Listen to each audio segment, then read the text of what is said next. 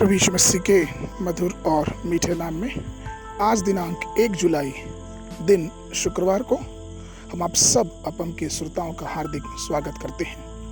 आज के दिन के लिए जो वचन है वो लिया गया है भजन संहिता की पुस्तक उसका 17 अध्याय उसका 15 पद। वचन इस प्रकार से कहता है, परंतु मैं तो धर्मी होकर तेरे मुख का दर्शन करूंगा, जब मैं जानूंगा तब तेरे स्वरूप से संतुष्ट हूंगा।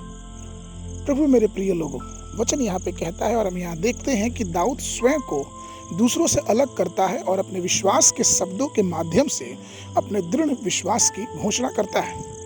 यह उसका आश्वासन था कि वह प्रभु के चेहरे को धार्मिकता से देखेगा और प्रभु की समानता में संतुष्ट होगा, या फिर यूं कहें कि प्रसन्न होगा। एक समय की बात है कि प्रचारक D.L. मूडी के दिनों में एक फैनी कास्बी नाम की एक महिला थी जो सुसमाचार के गीत लिखने में बहुत आगे थी। उसके गीत बहुत प्रभावशाली होते थे। वो परमेश्वर के अनुग्रह से बहुत अच्छा संगीत गाती थी और वो संगीत को कंपोज भी करती थी। उसने कुल मिला के 9000 से अधिक अद्भुत सुसमाचार गीतों की रचना की और जिस बात से उसे उपलब्धि और खास बनाया वो यह थी कि वो अंधी होने के बाद भी परमेश्वर की स्तुति करती थी। वो अपने दिल से कभी परमेश्वर की स्तुति करने में थकती नहीं थी। वो अपने गीतों के माध्यम से, अपने संगीत के माध्यम से अधिक आत्माओं को प्रभु के पास लाने के लिए दृढ़ता से परमेश्वर के लिए करती थी। वो हमेशा इस बात को कहा करती थी कि जब मैं स्वर्ग में पहुंचूंगी तो मेरी आंखें खुल जाएंगी और सबसे पहले जिसे मैं अपनी आंखों से देखूंगी वह मेरा प्यारा प्रभु यीशु मसीह होगा। तब तक मैं अपनी कल्पना की हुई आंखों से प्रभु के चेहरे की महानता और सुंदरता पर ध्यान करके आनंदित रहूंगी। एक समय की बात है कि D.L. मूडी ने उन्हें एक विशाल सभा में एक सम्मेलन में गीत गाने के लिए बुलाया और उन्होंने गीत गाया।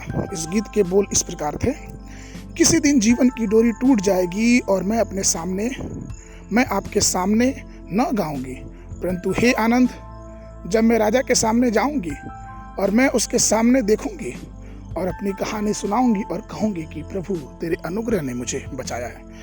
जैसे ही सिस्टर फैनी ने ये गीत गाया, उसके इस भजन को सुनते ही वहां के उपस्थित सब लोग एक अलग से प्रेम में, एक अलग से परमेश्वर की भावना में भर गए और वो रो के अपने पापों से पछतावा करने लगे।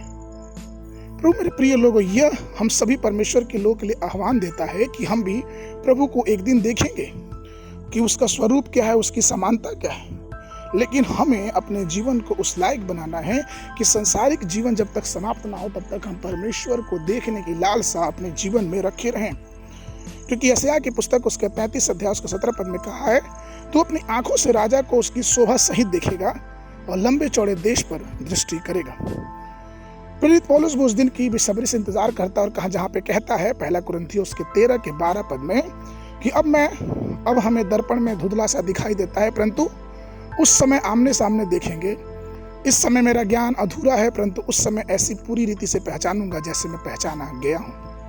तो प्रभु मेरे प्रिय लोगों, क्या हम व्यक्तिगत रूप से परमेश्वर को देखने के लिए ललाहित हैं?